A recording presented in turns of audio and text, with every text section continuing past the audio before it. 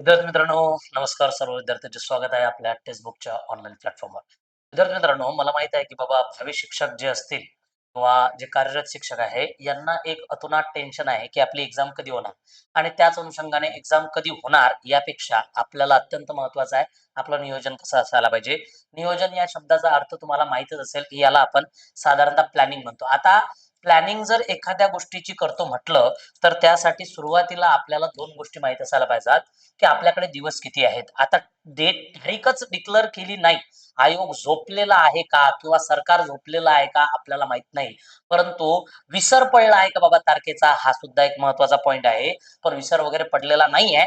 ऑगस्टच्या शेवटीला म्हणजे 25 ऑगस्ट किंवा 31 ऑगस्टच्या जवळपास तुम्हाला टीईटीची तारीख या ठिकाणी मिळणार. बरं, टीईटीची तारीख जर आपल्याला या ठिकाणी जर मिळाली, तर आपण समजा असं पकडू की डिसेंबर महिन्यामध्ये साधारणतः आपली मिड वीक मध्ये जर आपल्याला असं वाटते की बाबा डिसेंबरच्या मिड मध्ये मधामध्ये साधारणतः जर आपली एक्झाम झाली तर मग आपण नियोजन कसं ठेवावं त्यातले त्याचे लास्ट वाले आपले दिवस आहेत किंवा मी म्हणतो 20 दिवस आहेत ते आपण काउंट न करता सप्टेंबर आणि ऑक्टोबर हा जर आपला 60 दिवसाचा प्लॅन मानला आणि आज पहिला दिवस पासून आपण जर सुरुवात केली तर नेमकं काय करायला पाहिजे बघा. विद्यार्थी मित्रांनो, पहिले मी सांगून देतो की आपली सुपर एक बॅच या ठिकाणी चालू आहे. माहिती देऊन देतो तुम्हाला. ही बॅच आहे टीईटीची बॅच आणि या बॅच मध्ये संपूर्ण टीम टीईटीला जोरदारपणे शिकवत आहे. मला माहित आहे सीटीईटी पण आलेली आहे, टीईटी पण आलेली आहे. मुलांचा फोकस डेट आहे म्हणून सीटीईटी वर जास्त आहे, परंतु त्याच्यासाठी मी सुद्धा एक स्पेशल व्हिडिओ तुमच्यासाठी आणणार. समजून घ्या की बाबा या बॅच मध्ये तुम्हाला जॉईन करण्यासाठी फक्त ₹529 खर्च करावे लागतील आहे आणि कशी करायची ते सांगून देतो. ₹529 खर्च तुम्हाला या ठिकाणी ही बॅच तुम्ही घेऊ शकता. तुम्हाला टेक्स्टबुक ऍप आपलं डाउनलोड करायचं प्ले स्टोअर वरून. तिथे गुरु बॅच सर्च करायची आणि माझा कुपन कोड कॅपिटल अंकुश सर हा वापरायचा आणि तिथे तुम्ही बॅच घेऊ शकता. ओके. आणि त्याच्यामधून तुम्हाला बरेचसे डीप मध्ये सब्जेक्ट आपण या ठिकाणी दिलेले आहेत. बरं, ही माहिती जर झाली असेल तर लक्षात घ्या. साधारणतः तुम्हाला अडचण येत असेल तर माझा नंबर देऊन ठेवतो 89756778 आणि 73 हा माझा नंबर आहे. या नंबरवर सुद्धा तुम्हाला मेसेज करून लिंक मागू शकता डायरेक्ट बॅचची. बरं ठीक आहे. या ठिकाणी ही माहिती झालेली आहे. आता आपण बोलूया आपल्याला जर आपण आजपासून तयारी करतो म्हटलं तरी एक्झाम क्रॅक होते का? येस, होऊ शकते. ओके. तुम्ही फक्त 2 गोष्टी या ठिकाणी अतोनात चांगल्या प्रकारे करायच्या आहेत. जर मी म्हटलेलं आहे की आपला अभ्यास कसा करायचा, काय करायचा? पहिली गोष्ट पोरांनो, की बरेचसे प्रश्न आपल्याला माहिती आहे रिपीट होत असतात. बरेचसे प्रश्न कसे होत असतात? रिपीट. रिपीटेड प्रश्न याचा आवाका किती असतो? तुम्हाला सांगतो 30 ते 35% आवाका आपल्याला रिपीटेड आहे आणि आपल्याला पास आउट होण्यासाठी 55 ते 60% मार्किंग या ठिकाणी घ्यावी लागते. मग आता मला एक सरळ सांगायचं आहे की तुम्ही मराठी व्याकरण जो आहे, मराठी व्याकरण हा जो मुद्दा आहे, मराठी व्याकरणाचा तुम्ही जर बघितलं तर मराठी व्याकरणाचे प्रश्न फार सिंपल असतात. काय काय करायचं मी तुम्हाला या ठिकाणी सांगतो. एवढंच करा. पहिला दिवस जर असेल तर तुम्ही एक लिस्ट बनवा. पहिली गोष्ट, तुम्हाला समानार्थी शब्द आणि विरुद्धार्थी शब्द फार चांगल्या प्रकारे मी फक्त पूर्ण सिलेबसवर बोलणार नाही. मी फक्त हॉट मुद्द्यांवर बोलणार आहे. ओके. समानार्थी, विरुद्धार्थी शब्द तुम्ही या ठिकाणी मस्तपैकी करा. ओके. हा विरुद्धार्थी शब्द हा तुम्ही केला.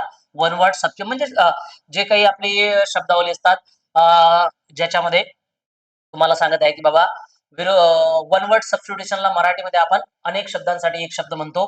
तो एक टॉपिक तुम्हाला करायचा आहे. अनेक शब्दांसाठी शब्दांसाठी शब्दांसाठी एक शब्द लिहून घे जा. ओके. एक शब्द हा एक टॉपिक तुम्हाला करायचा आहे. माझ्या प्रिव्हियस इयरच्या अभ्यासातून हा मी तुम्हाला मुद्दा सांगत आहे. तिसरा मुद्दा तुम्हाला सांगतो, याच्यामध्ये तुम्ही प्रयोग नावाचा टॉपिक चांगल्या प्रकारे करा. ओके. यावर प्रश्न येतात. ओके. त्याच्यानंतर तुम्हाला समास नावाचा टॉपिक, समास नावाचा टॉपिक या ठिकाणी घ्यायचा आहे. त्याच्यानंतर 5 नंबरवर तुम्हाला काय जायचं आहे? 5 नंबरवर तुम्हाला या ठिकाणी काय करायचं आहे? समास झाला. अलंकार, अलंकार या ठिकाणी हा टॉपिक तुम्हाला छान करायचा आहे. 6 नंबरवर जर आपण या ठिकाणी आलो तर साधारणतः मराठीचे शिक्षक आपले फार चांगल्या प्रकारे शिकवत आहेत. ओके. हा, तर अलंकार वगैरे तुम्ही या ठिकाणी केले. त्याच्यानंतर जर आपण या ठिकाणी गेलो तर आपल्याला साधारणतः यामध्ये संधी नावाचा टॉपिक चांगला करायचा आहे आणि शब्दांच्या जाती. ओके. शब्दांच्या जाती, शब्दांच्या जाती तुम्ही काय करा, एवढे टॉपिक जर तुमचे व्यवस्थित झाले असतील तर तुमचा कॉन्फिडन्स ऑटोमॅटिकली बिल्डअप होणार. ओके. सेम मी या ठिकाणी हे वाक्य आपल्याला इंग्रजीचे देऊ शकतो, त्याच्यामध्ये आपण म्हणू शकतो बाबा की पार्ट्स ऑफ स्पीच, ओके, किंवा फिगर ऑफ स्पीच म्हणजे शब्दांच्या जाती आणि अलंकार, ठीक आहे, voice, direct and indirect speech, ठीक आहे. त्याच्यानंतर जर बोलायचं झालं तर मला नाम, नाऊन, प्रोनाऊन हे जे आपल्या पार्ट्स ऑफ स्पीच पाहतो आपण ते, आणि ओकॅब्युलरी तुम्हाला चांगल्या प्रकारे करायची आहे. मॅथ्स आणि रिझनिंग मध्ये तुम्हाला लक्षात घ्या, आपण पेपर 1 जर देत असणार तर तुम्हाला माहित आहे की बाबा व्हॅल्यू चांगला आहे, 30 मार्क्स साठी आहे. परंतु जर तुम्ही पेपर 2 वाले विद्यार्थी असाल आणि तुम्हाला सामाजिक शास्त्र असेल, तुम्ही मॅथ्स आणि सायन्सला हात लावायची गरज नाही आहे. पण तुम्ही मॅथ्स आणि सायन्स वाले असेल तर तुम्ही सामाजिक शास्त्राला हात लावायची गरज नाही आहे. पेपर 1 वाले असेल तर तुम्हाला दोन्ही विषय करावे लागतील. इथपर्यंत सर्वांना माहित आहे. इंग्रजीच्या टीचरचे आणि मराठीच्या टीचरचे आपले जे टीचर्स आहेत त्याचे व्हिडिओ बघा, म्हणजे तुम्हाला आणखी नॉलेज या ठिकाणी भेटेल. आता मी माझ्या सब्जेक्टवर जातो. माझा सब्जेक्ट काय आहे? माझा सब्जेक्ट खास करून आहे सामाजिक शास्त्र, आणि मी पेपर 1 साठी पण बोलणार आणि पेपर 2 साठी बोलणार. लक्षात घ्या, तुम्ही जर पेपर 1 ची तयारी करत असाल तर मी या ठिकाणी पेपर आपला 1 बद्दल बोलतो, आणि पेपर 2 ची जर तयारी करत असाल तर मी पेपर 2 बद्दल बोलतो. आपल्याला पहिला दिवस कसा गाजवायचा आहे, कारण लक्षात घ्या या ठिकाणी सामाजिक शास्त्र जर मला म्हटायचं आहे त्याला परिसर अभ्यास म्हणतात. काय म्हणतात? परिसर अभ्यास हा शब्द या ठिकाणी परिषद वापरते. परिसर अभ्यास हा शब्द वापरला जातो. गुण आपल्याला या ठिकाणी 30 या प्रश्नांचे दिसून येतात, आणि खास करून पेपर 2 मध्ये आपल्याला या ठिकाणी 3 विषय येतात. खास करून यामध्ये जर बघितलं आपण तर नागरिक शास्त्र, नागरिक शास्त्र, त्याच्यानंतर जर मला बोलायचं झालं तर एक इतिहास आपल्याला या ठिकाणी येतो. सर्वांना माहिती आहे मी बोलणार आहे, टॉपिकवर बोलणार आहे. त्याच्यानंतर जर मला बोलायचं झालं तर साधारणतः मला भूगोल बोलावा लागणार, आणि एक टॉपिक जो पोरं विसरतात तो म्हणजे अर्थव्यवस्था, अर्थशास्त्र. या अर्थशास्त्राच्या काहीच मुद्दे तुम्हाला आहेत, आणि एकूण गुण आपल्याला या ठिकाणी 60 दिसतात. किती दिसतात? 60. आता एकंदरीतच मी काय म्हणत आहे, जर पोरांनी या ठिकाणी यामध्ये लक्षात घ्या, यामध्ये तुम्ही फोकस करत आहे, तुम्ही याचा स्टडी केला की तुम्हाला याचा स्टडी करावाच लागत नाही. ओके, कारण याच्यामध्ये सुद्धा आपल्याला तेच पार्ट पोर्शन दिसून राहिले. उदाहरणार्थ याच्यामध्ये सुद्धा तुम्हाला इतिहासाचे 5 क्वेश्चन आहेतच. ओके, यामध्ये सुद्धा भूगोलाचे तुम्हाला 5-6 क्वेश्चन आहेतच. यामध्ये सुद्धा तुम्हाला अर्थशास्त्राचे क्वेश्चन आहेतच आहेत. ओके, यामध्ये एक गोष्ट आणखी वाढणार, विज्ञानाचे प्रश्न यामध्ये तुम्हाला या ठिकाणी ऍड होतील. लक्षात घ्या. आणि त्याचबरोबर आपण आणखी जर या ठिकाणी बघितलं तर आपल्याला काय दिसतंय बाबा, इतिहास, भूगोल, अर्थशास्त्र, विज्ञान, चालू घडामोडीचे प्रश्न सहसा येत नाही. आणि आपला जो नागरिक शास्त्र आहे, नागरिक शास्त्र याचे प्रश्न येतात. म्हणजे विद्यार्थी मित्रांनो, तुम्हाला अल्टिमेटली 5 विषयाचे प्रश्न एकंदरीत येणार आहेत पेपर 1 ला. मग पेपर 1 क्रॅक करणं फार मोठी गोष्ट नाही आहे. तुम्ही याचा भाऊ बनवू नका. चांगला जर थोडाफार जर चांगला अभ्यास केला तर पास होणे फार सोपे आहे. टीईटी आणि आयुष्यभर टीईटी ही मला असं वाटतं की एकदा तुम्ही केली की तुम्हाला डबल करायची गरज पडत नाही. मग सर आता करू काय? पहिला दिवस काय? चला पहिला दिवस बोलूया. आजचा जर आपण या ठिकाणी समजा पहिला दिवस मानला, पहिला दिवस जर मानला आणि आपल्याकडे साधारणतः जर मला असं वाटते की बाबा साधारण तुमच्याकडे या ठिकाणी 4 तास आहेत. किती तास आहेत? 4. सकाळी काढा आणि सायंकाळी काढा, 4 तास आहेत. तर माझं असं मत राहील की आजचा दिवस मी माझ्या सामाजिक शास्त्राला तुम्हाला, कारण माझं व्हॅल्युएशन 60 मार्क्सचं आहे, तर मी तुम्हाला 1.5 तास मागणार. किती मागणार? 1.5. तर मग तुम्ही जर मला माझ्या या विषयासाठी 1.5 तास देऊ शकता, तर याचं नियोजन मी तुम्हाला आज सांगतो की तुम्ही या 1.5 तासाला माझ्या 3 या विषयांमध्ये डिवाइड करा. ओके, हा पहिला माझा विषय या ठिकाणी तो राहणार इतिहास. इतिहासाचे आजचे टॉपिक सांगतो मी तुम्हाला. ओके, इतिहास. दुसरा टॉपिक मी या ठिकाणी सांगत आहे तो म्हणजे काय, तर तो म्हणजे इतिहासाचा टॉपिक झाल्यानंतर मला इथे सांगायचं आहे भूगोल. ओके, आणि साधारणतः भूगोल झाल्यावर मला इथे सांगायचं आहे नागरिक शास्त्र, नागरिक शास्त्र. आता सर आजच्या दिवसात काय करूया, मी तुम्हाला 4-4, 5-5 टॉपिक देतो, ते तुम्ही आजच्या सर एवढे होतील का, मी सांगतो तेवढं करा. ओके, पहिली गोष्ट, आजचा पहिला दिवस हॉट टॉपिक घेऊ आपण, हॉट. ओके, आणि हॉट टॉपिकलाच पहिल्यांदा कव्हर केला ना तर कॉन्फिडन्स बिल्डअप होते. पहिल्यांदा तुम्ही काय करा की प्राचीन इतिहास जो आहे आपला, प्राचीन इतिहास, प्राचीन इतिहास, या प्राचीन इतिहासातली जी पुस्तके आहेत, पुस्तके मी तुम्हाला सांगतो, उदाहरणार्थ महाभारत आहे, ओके, रामायण आहे, किंवा चरित संहिता आहे, रामचरित मानस आहे, असे अनेक पुस्तक आहेत. तुम्ही जर ही यादी कम से कम 50 पुस्तकांची काढली, कुठून काढायची सर? तुम्हाला गुगल वरून भेटून जाईल, तुम्हाला एआयच्या माध्यमातून भेटून जाईल, तुम्ही घेऊ शकता. ओके, ती यादी या ठिकाणी काढा आणि ती तुमच्या रजिस्टर मध्ये लिहा.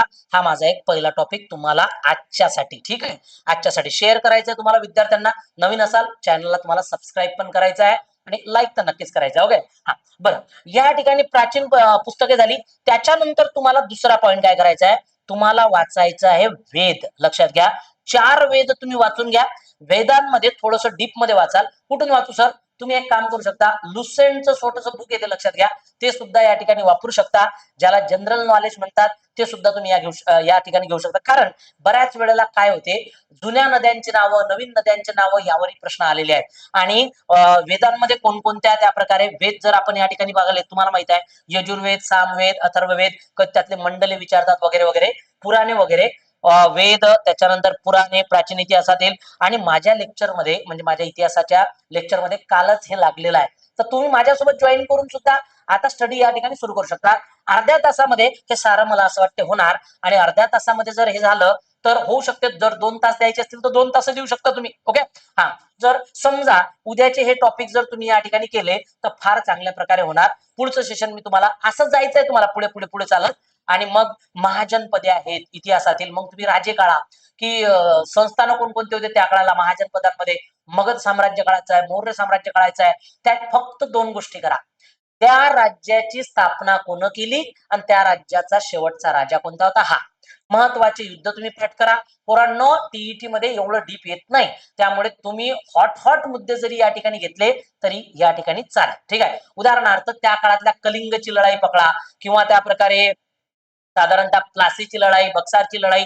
त्याच्या आतमध्ये आणखी आधी जर आपण या ठिकाणी गेलो तर आपल्याला अजातशत्रू, बिंबिसार, सम्राट अशोक, ओके, यांच्या ज्या लढाया वगैरे आहेत त्या थोड्याशा केल्या तरी चालेल. हा एक टॉपिक तुम्हाला करायचा आहे. आणि माझा लेक्चर यावर आणखी साधा दुसऱ्या दिवसाचा येणार. तो दुसऱ्या दिवशी काय करायचं मी तुम्हाला सांग. ओके, आज भूगोल हा आपला पहिला दिवस आहे. मी दुसऱ्या दिवसावर म्हणजे उद्याला माझा लेक्चर जेव्हा अपलोड होणार तेव्हा पाहून घे जा उद्याला काय करायचं आहे.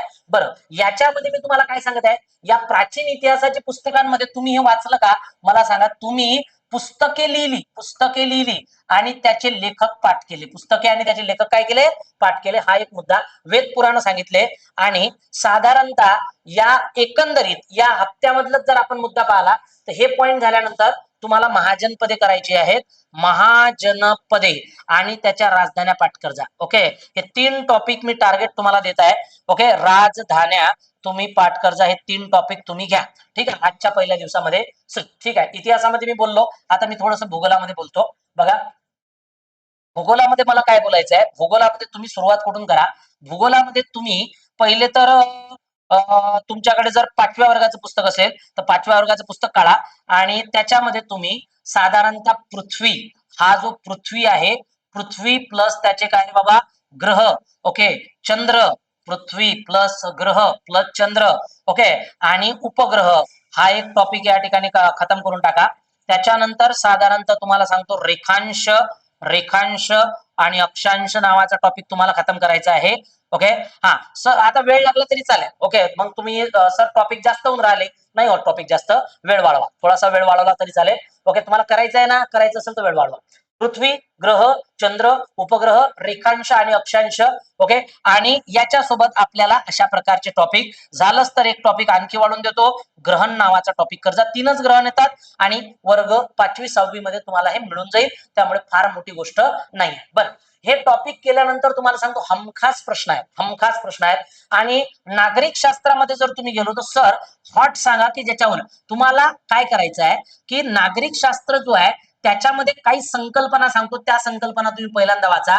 पहिल्यांदा मी तुम्हाला सांगून राहिलो बाबा, तुम्हाला नागरिक शास्त्राचं पहिले काय वाचायचं आहे, तर तुम्ही नागरिक शास्त्राचा इतिहास म्हणजे संविधानाचा इतिहास वाचा. संविधानाचा इतिहास, हा संविधानाचा इतिहास तुम्हाला पहिल्या दिवसामध्ये वाचायचा आहे. संविधानाचा इतिहास वाचला तुम्ही, संविधानाचा इतिहास, की तुम्ही उद्याला या ठिकाणी प्रस्तावना वाचा. काय वाचा? प्रस्तावना. बरं, तुम्हाला, मला असं वाटतं तुम्हाला वाचावं लागणार नाही, तुम्हाला रिव्हिजनच करावी लागणार आहे. जे नवीन विद्यार्थी आहेत त्यांना वाचावं पण लागणार आहे. तर तुम्हाला या ठिकाणी प्रस्तावना वाचायची आहे. तुम्ही जर या ठिकाणी प्रस्तावना हे अशा प्रकारची वाचता तर याच्यामधले खास करून जे शब्द आहेत मी आता सांगत आहे, याच्यामधला जो शब्द आहे सामाजिक, याचा अर्थ समजून घ्या. ओके, सामाजिक. त्याच्यानंतर जो आणखी एक शब्द आहे तुम्हाला सार्वभौम, या सार्वभौमचा अर्थ समजून घ्या, यावर प्रश्न येतात. गणराज्य शब्दाचा अर्थ समजून घ्या, ठीक आहे. त्याच्यानंतर आणखी सांगतो, धर्मनिरपेक्ष शब्दाचा अर्थ, धर्मनिरपेक्ष या शब्दाचा अर्थ जाणून घ्या, ठीक आहे. याच्यावर प्रश्न येतात. आणि 42वी घटना दुरुस्ती याच्या संबंधित करा, ठीक आहे. आणि जर मी या ठिकाणी आलो तर या संबंधितले खटले, या संबंधितले खटले तुम्हाला समजून घ्यायचे आहेत. खटले, खटले म्हणजे उदाहरणार्थ गोपालन खटला वगैरे आहे, खटले. मला या संबंधित 3 टॉपिक पाहिजे, मी फोडून सांगत आहे.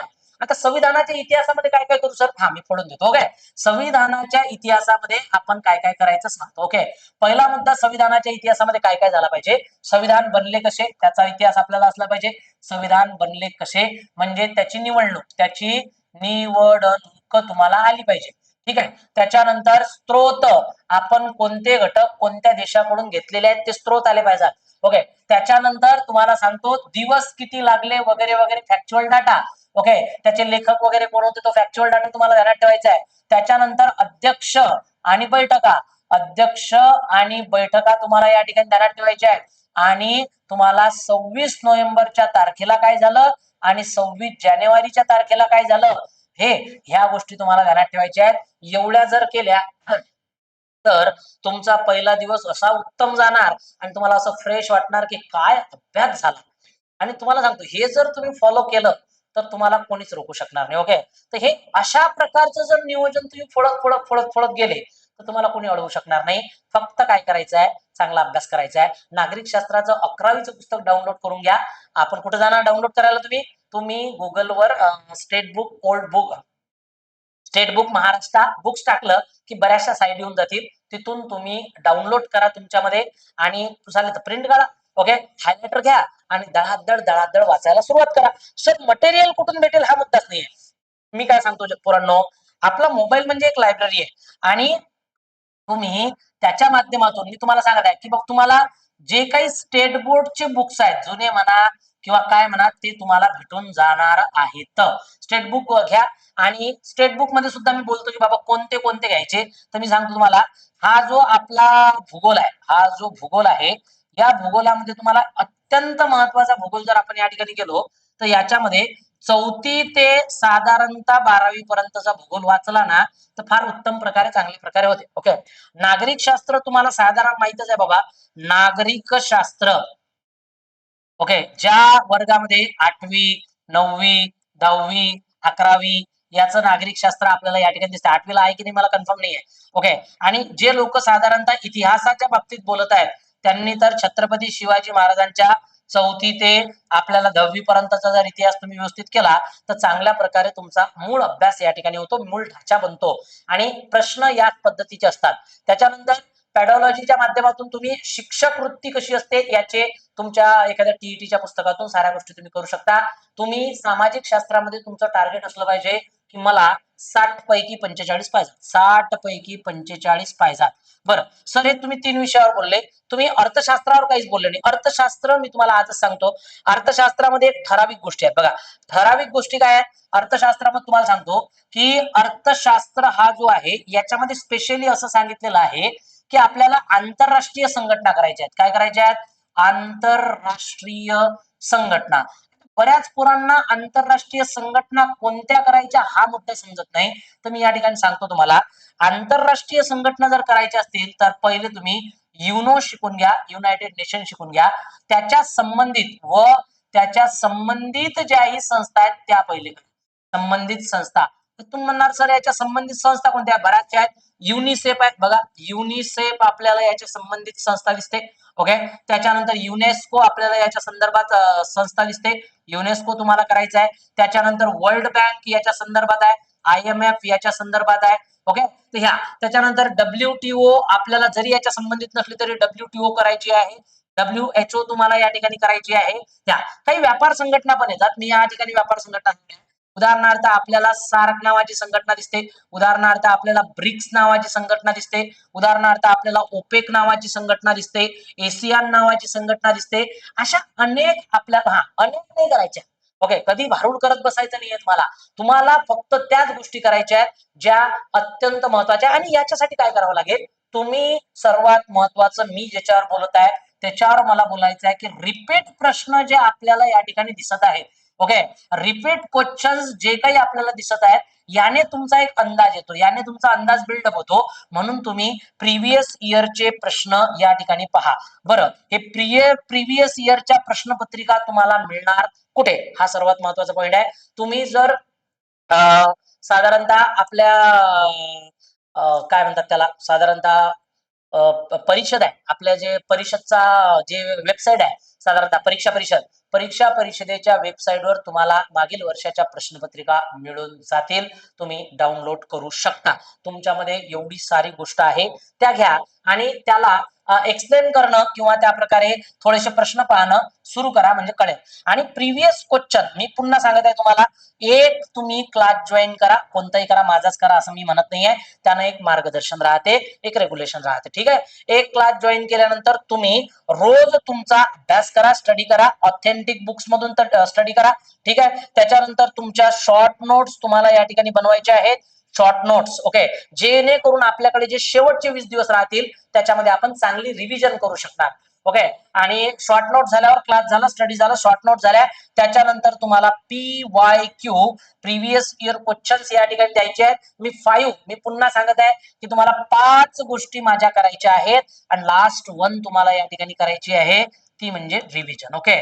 या 5 गोष्टीतून तुम्ही जर चांगल्या प्रकारे गेले तर तुम्ही तप्त सोन्यासारखे बाहेर येणार आणि मग चांगल्या प्रकारे रिझल्ट तुम्ही क्रॅक केलेला असेल. तुम्ही या व्हिडिओ नंतर मला असं वाटेल तुमच्यामध्ये अमूलाग्र बदल असू शकतात. तुम्ही ते करा, चांगल्या प्रकारे जर फॉलो केलं तर तुम्ही या ठिकाणी साऱ्याच गोष्टी करू शकतात. एक क्लास ठेवाल तुमच्याकडे, जो कमी पैशात वगैरे, पैशाच्या तर काही अडचणी नाही आहेत, फार मोठे आहे. तुम्हाला सांगतो, आम्ही तर लाख लाख भरून क्लासेस सुरुवातीला केलेले आहेत, आता ऑनलाईन झालेला आहे, स्वस्त झालेला आहे, त्यामुळे तुम्ही या ठिकाणी एक क्लास जॉईन करू शकता. जर टीईटी ऑनलाईन झाली तर तुम्हाला टेक्स्टबुकच जॉईन करावं लागेल, हे सुद्धा ध्यानात ठेवा. कारण टी ऑनलाईन टेस्ट फक्त पुऱ्या महाराष्ट्रामध्ये टेक्स्टबुकच्याच आहेत. तर टेक्स्टबुक काय करते, सोबत सोबत तुम्हाला क्लास तर देते, सोबत तुम्हाला टेस्ट पण देते. काय देते?